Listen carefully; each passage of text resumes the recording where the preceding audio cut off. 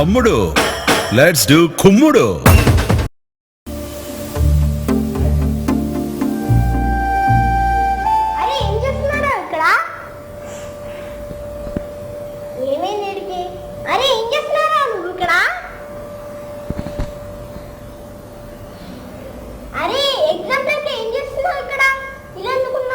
నేను ఎలా ఉంటే నీకెందుకు?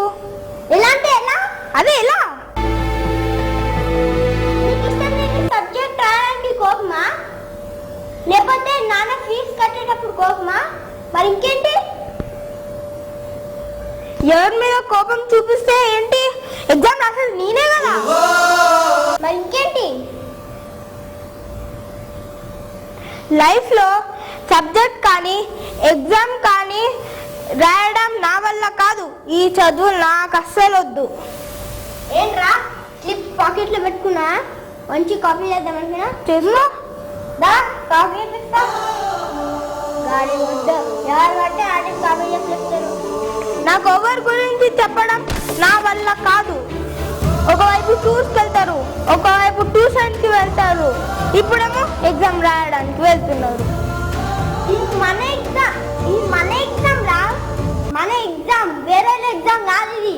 నాకు తెలుసు, నేను ఆలోచించలేనా?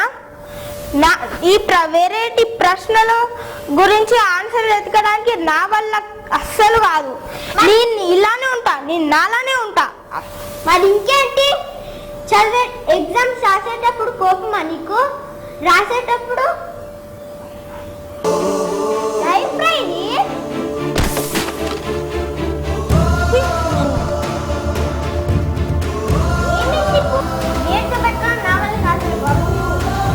ఇలా కాపీ కొట్టడం నాకు రాదు.